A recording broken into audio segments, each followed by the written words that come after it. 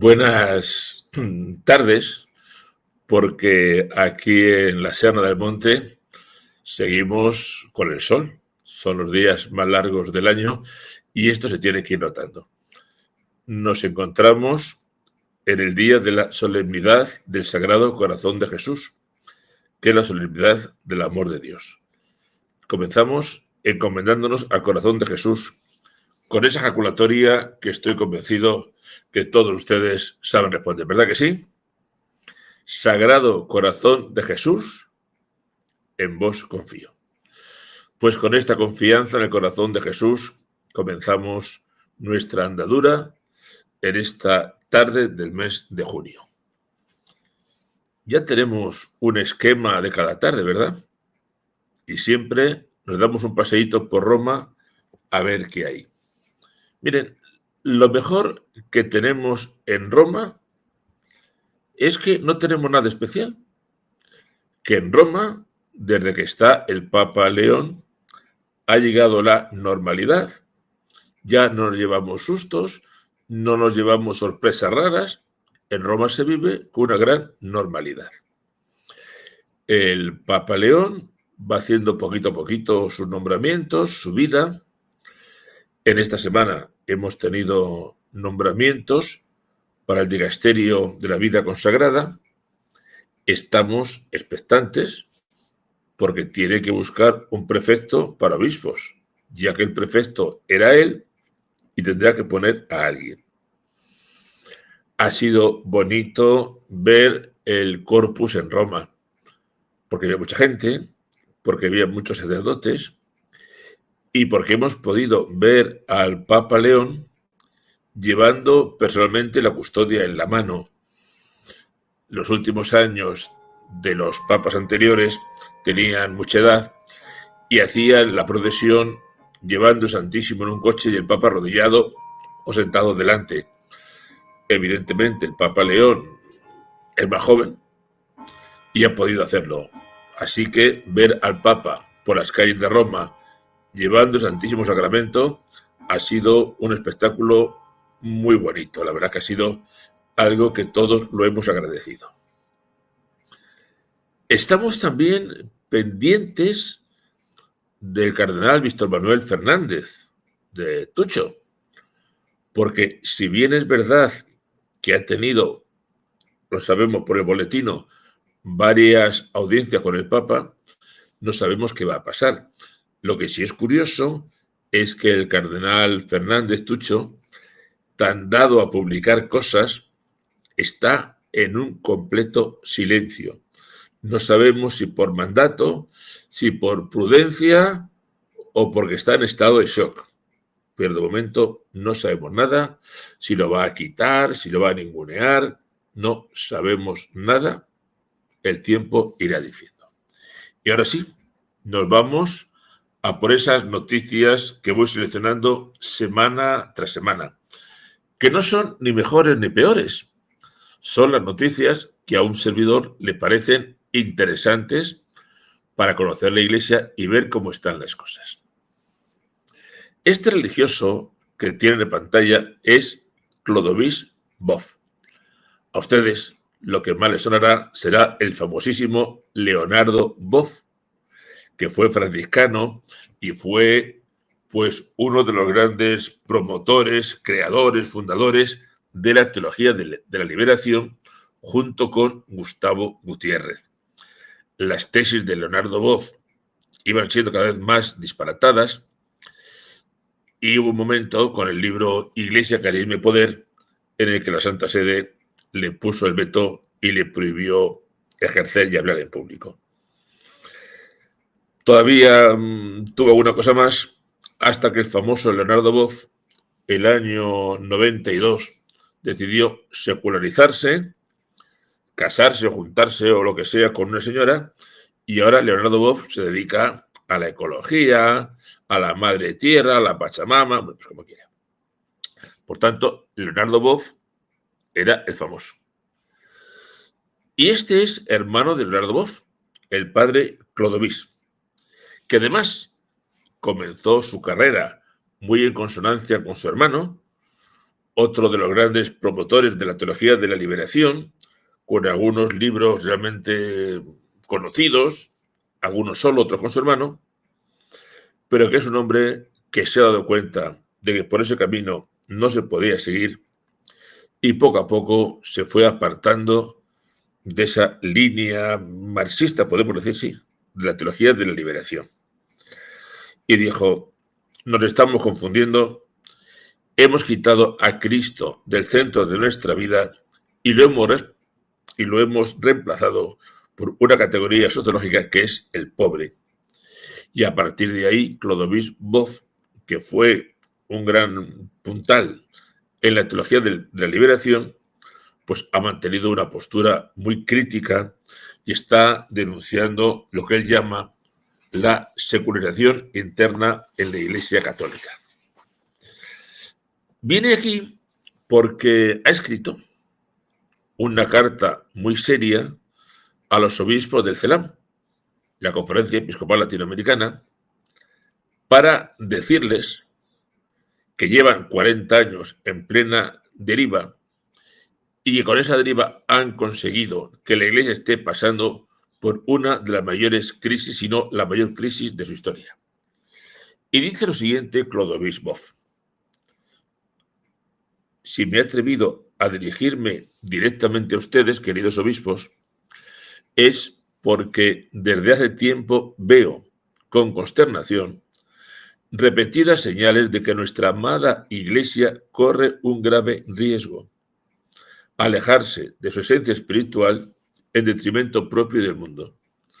Cuando la casa está ardiendo, cualquiera puede gritar. Clodovis Boff, denuncia el énfasis exclusivo de los obispos en lo social, sin mencionar la gracia, la salvación, la conversión, la oración, la adoración. Nos dedicamos a lo social, pero hemos olvidado la doctrina cristiana. Y dice, el mensaje de los obispos no es religioso ni espiritual, y le recuerda unas palabras terribles de Cristo. Los hijos piden pan, y vosotros, obispos, les dais una piedra. El mundo quiere espiritualidad, y vosotros no se lo dais.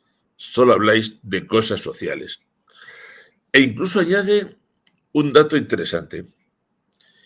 Mientras que los laicos se complacen en mostrar signos de su identidad católica, las cruces, las medallas, los estandartes, los velos, los sacerdotes y las monjas van contracorriente y han decidido prescindir de todo signo distintivo. La gran preocupación de la Iglesia, dice, no es ya la causa de Cristo, sino las causas sociales. Y le dice más incluso a los obispos. Dice, estáis faltando al Papa León, que habla constantemente de Cristo, de la Iglesia y del resucitado. Y vosotros, cuando os ponéis en comunicación con el Papa León, en lugar de pedirle que os ayude a mantener viva la Iglesia la memoria del resucitado, que en lugar de que os ayude a anunciar la salvación en Cristo, solo le pedís que os apoye en la lucha por la justicia y la paz y por la denuncia de las injusticias. La gente os pide pan y estáis dando piedras. El Papa sabe mejor que nadie la situación de América, pero es triste que hayáis dejado a Cristo para convertiros en meros agentes sociales. Y así está la Iglesia. Pues este es Clodovis Boff. Así que para admirarse y para alegrarse de su testimonio. Y lo dice alguien que ha trabajado por la teología de la liberación con su hermano y conoce muy bien lo que está pasando. Bueno, vamos a dar otra vueltecita. Y es que, miren ustedes lo que acabamos de descubrir, que el rosario es muy beneficioso. Eso lo sabíamos ya, ¿verdad? Bueno, pues hay gente que lo ha constatado, que se han puesto a estudiar, porque han llevado a cabo bastante encuestas, a católicos de Italia, Polonia y España, y los estudiosos, los psicólogos, los expertos, han destacado, hablando con la gente, el poder consolador, el poder espiritual de esta extraordinaria devoción mariana. Y lo que encuentran es que en estos países de tradición católica, pues están sacando del rosario muchos beneficios vinculados a la meditación y a la oración. Y que rezar el rosario tiene una influencia positiva, muy positiva, en la salud, en la resistencia y en el desarrollo personal. ¿Qué ocurre? Que como no está de moda lo católico, pues la gente se dedica a formas modernas de meditación, de encuentro, de relax, cuando tienen el rosario por delante desde el siglo XIII, que está dando tan buenos beneficios al pueblo cristiano. Dicen que en comparación con otros métodos de meditación, el rosario no es nada, porque la gente, como está lista, el rosario, los católicos, ¿eso para qué va a servir? Pues dicen los estudiosos que el rosario reduce la depresión, aumenta la empatía con los demás, disminuye las luchas religiosas, que la gente que reza el rosario lo percibe como un recurso protector, que es una fuente de paz, una herramienta que nos hace fuertes ante el sufrimiento, que sin el rosario muchos no hubieran sido capaces de superar momentos difíciles. Gente que afirma, los mismos estudiosos hablando con la gente, que el rosario proporciona paz espiritual y protección contra el mal. Al punto que rezar el rosario está ganando popularidad incluso fuera de los círculos religiosos.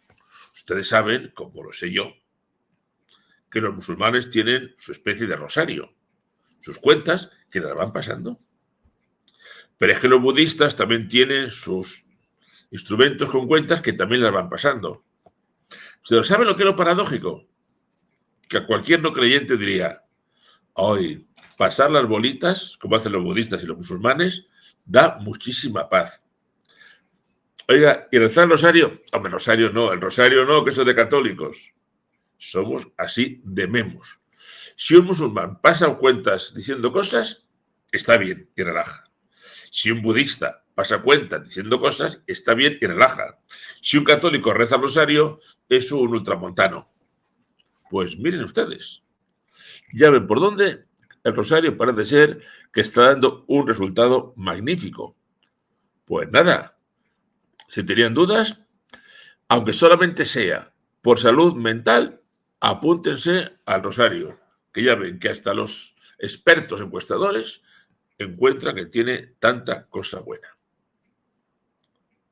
De aquí al Islam, porque, dicen los datos, ojo al dato, que el Islam está experimentando un extraordinario crecimiento. Se acaba de publicar un informe con datos recogidos en más de 200 países que dice que la religión que más ha crecido en el mundo entre el año 2010 y el año 2020 es el Islam, con una enorme diferencia. En 10 años, la población musulmana en el mundo ha aumentado en 347 millones de personas. ¿Y saben cuál es el segundo grupo que más aumenta? El grupo de los no afiliados. Es decir, el grupo de aquellos que no se consideran vinculados a ninguna religión. ¿Y por qué aumenta tanto el Islam? Pues porque son jóvenes, porque tienen muchos hijos y porque se toman muy en serio su religión. He puesto esta foto. ¿Dónde han visto ustedes una iglesia católica que se llene de hombres todos los viernes haciendo su oración? Ahí tienen a los musulmanes. Todos los viernes y en su Ramadán, hombres. Ahí los tienen a todos haciendo sus rezos. A lo mejor, si los católicos, en lugar de dedicarnos a lo social, nos diera por rezar todas las semanas con la devoción de los musulmanes y de paso tuviéramos más hijos, otro sería el panorama. Pero esto es lo que hay. Todavía el cristianismo aparece como la religión con mayor número de fieles. Los cristianos somos más o menos el 29% de la población mundial. Pero ojo, que igual que el Islam desde el año 2010 ha crecido muchísimo, nosotros, desde el año 2010, los cristianos, hemos bajado 2 puntos porcentuales. Sobre todo en Europa, en América del Norte y Oceanía, por ejemplo, en Estados Unidos, los datos de Estados Unidos dicen que en 10 años los cristianos en Estados Unidos han pasado del 78 al 64%, 14 puntos menos. Y en países como Francia, Reino Unido, Australia, Uruguay, los cristianos ya no somos la mayoría. El grupo de no afiliados aumenta, gente que no se consideran de ninguna religión, aumenta porque actualmente hay un 24% de personas que dicen que no son religiosas, con un altísimo porcentaje en China. El comunismo hace estragos. Y el budismo también baja, baja también el budismo. Ha perdido 19 millones. Pues miren cómo está el Islam. Y nosotros no nos lo tomamos en serio. En 4 días nos han dominado. Y nosotros mismos diremos que hay que respetar. Sí, hay que respetar, pero no hay que chuparse el dedo. Esta es una realidad. Bueno, del Islam nos vamos a ir a Texas, nada menos, a Estados Unidos, a Texas. Y nos vamos a Texas porque el gobernador de Texas firmó el pasado 21 de junio, hace 6 días, una ley que obliga a todos los centros escolares públicos del Estado a exhibir una copia de los 10 mandamientos en cada aula a partir del inicio del próximo curso escolar.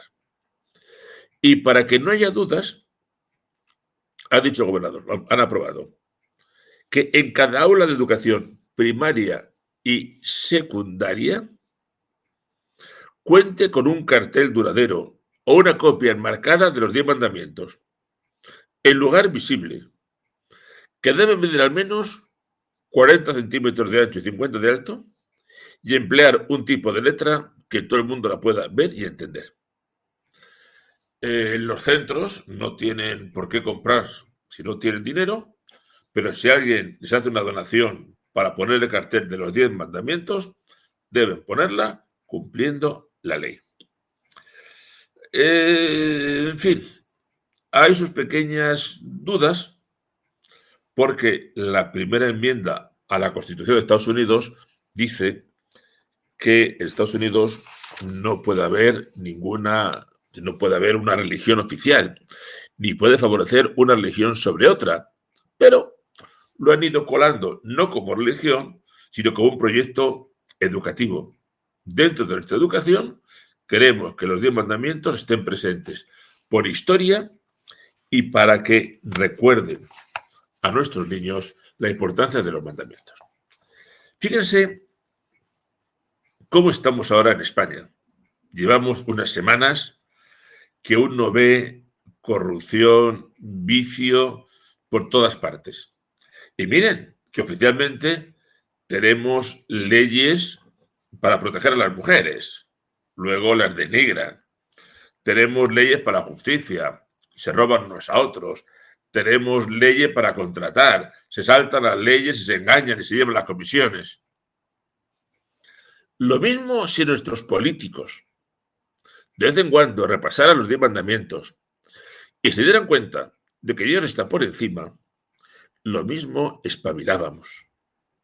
Pero, como no hay mandamientos, como no hay nada, no tenemos más que unas leyes hechas por delincuentes para proteger sus delincuencias y estamos como estamos, con unas leyes que las hacen de tal manera que se están riendo de nosotros y están cometiendo todo tipo de desmanes, pero sí, dentro de la ley.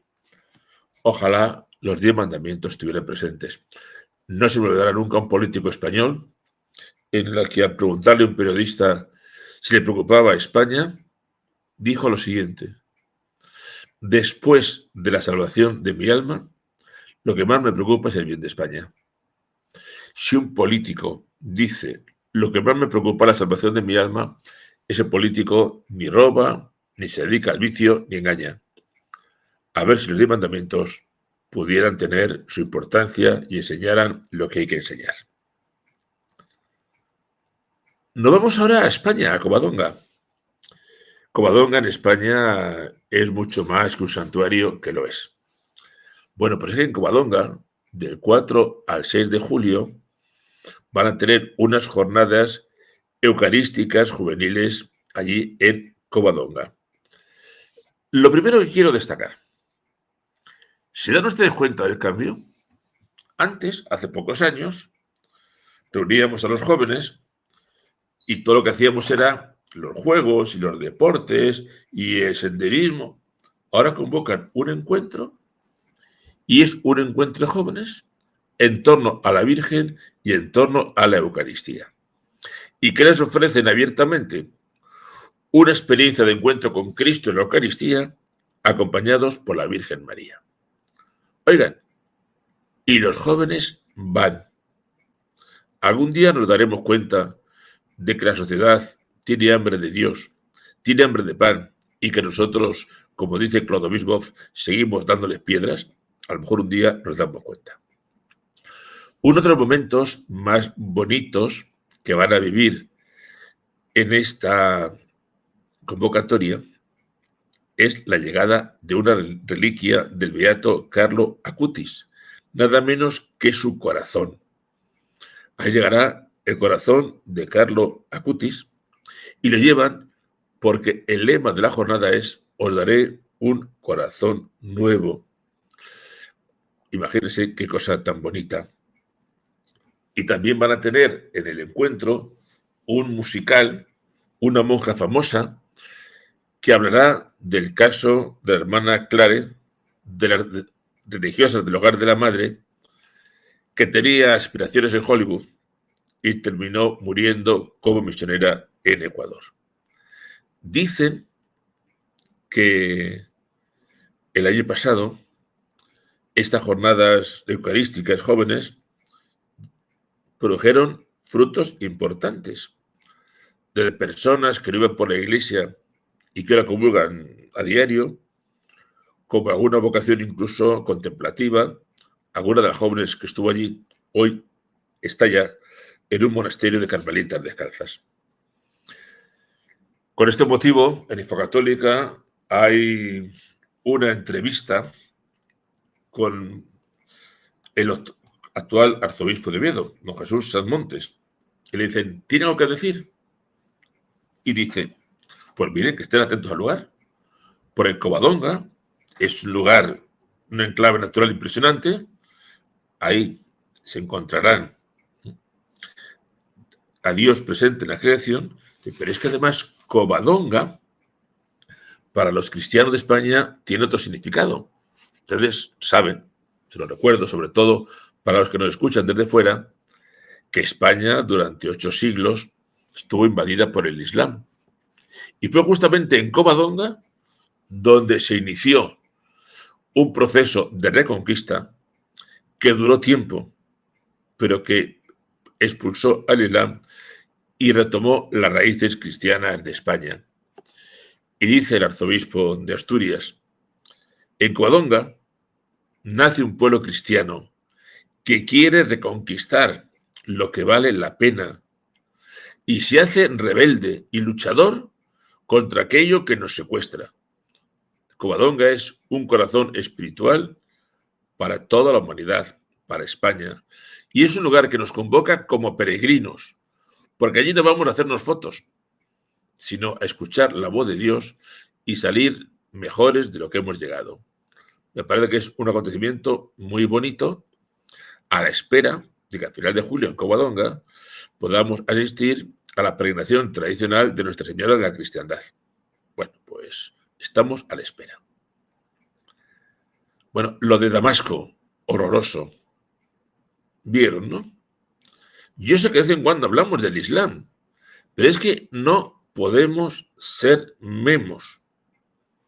No podemos ser memos. Esto ocurrió el domingo pasado en la iglesia de San Elías, en Damasco. 22 muertos y 63 heridos. ¿Quién provocó el atentado? Un miembro del llamado Estado Islámico. El atacante entró en la iglesia, se lió a tiros y cuando fueron a detenerlo, detonó un explosivo y se autoinmoló con este destrozo que ven ahí y llevándose por delante a 22 personas fallecidas y dejando 63 heridos. Imaginen el espectáculo. Solamente con la foto tienen bastante. El Estado Islámico sigue actuando así, sigue atentando, sigue horrorizando a todo el mundo, sigue masacrando cristianos. ¿Alguna vez nos daremos cuenta de lo que es el Estado Islámico? ¿Alguna vez sabremos lo que está pasando ahí? ¿Alguna vez en Europa seremos conscientes de lo que nos va a venir desde ahí? Espero que sí. Este obispo que ven ustedes es José Antonio Satué. A ver, ustedes me dirán, bueno, ¿y un nombramiento de un obispo en España merece la pena hablar de ello? Sí, porque ha sido un nombramiento muy interesante.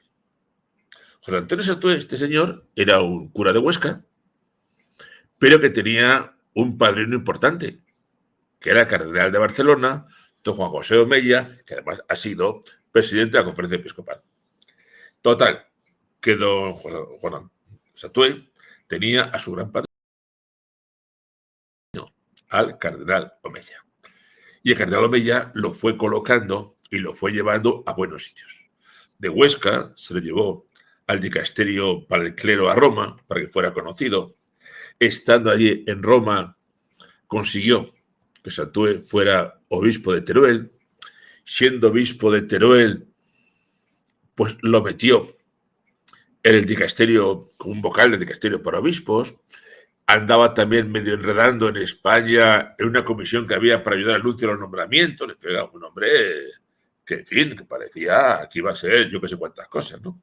Es más, lo que corría por todas partes era que don Juan Antonio Satué, fuera el sucesor de Omella en Barcelona.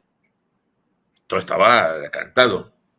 Y de repente me lo nombran obispo de Málaga, que Málaga es mejor diócesis que Teruel. Teruel tiene 90.000 habitantes y Málaga 1,5 millones.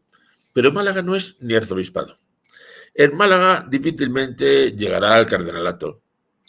Y la impresión que da es que aquí se acabó la carrera de José Antonio Satué. En Málaga te quedas, hermano.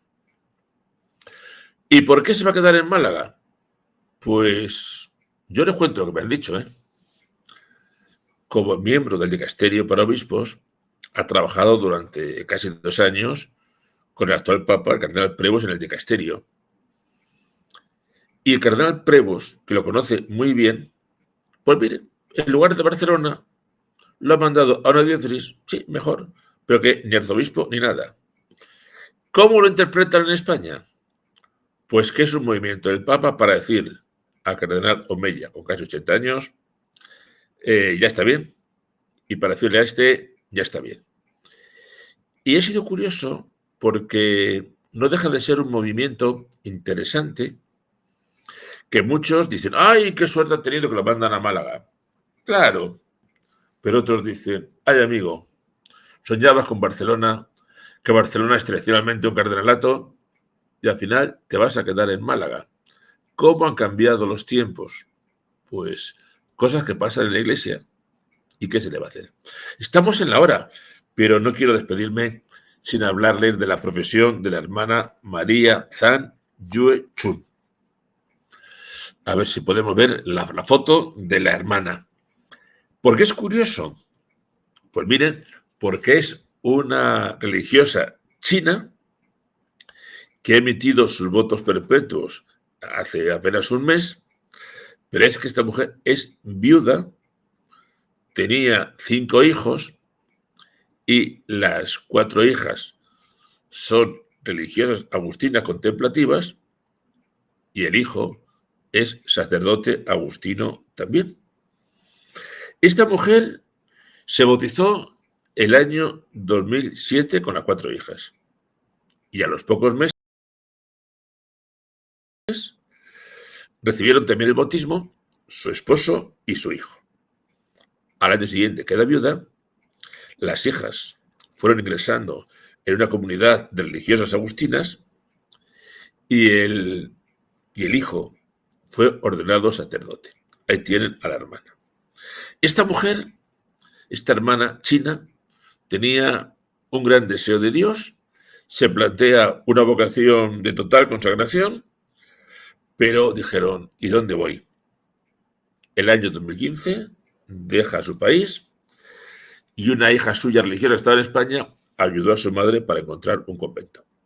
Era difícil, porque esta mujer tenía una gran vida espiritual, pero tenía 56 años y prácticamente no hablaba una palabra de español. Se defendía con las hermanas, con un sacerdote chino y con un traductor electrónico. Y está ahora en un convento de la provincia de Salamanca, en Vitigudino. Oiga, pues, por lo visto la mujer se ha integrado perfectamente, se ha adaptado muy bien, y dice la priora que una mujer permanentemente sonriente y alegre. Dice que es un ejemplo de vida entregada, de recogimiento, de fraternidad, y que bueno, que están contentísimas con ella. Dificultades con el idioma, todas. Pero dice que lo primero que aprendió a decir fue, estoy feliz. Pues no me digan que no es bonito.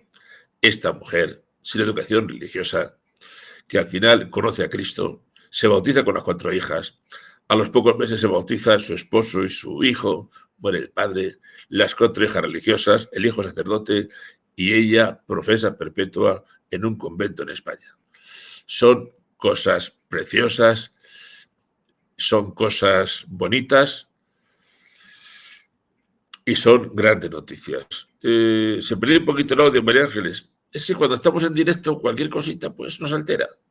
Pero gracias a Dios, pues estamos bien.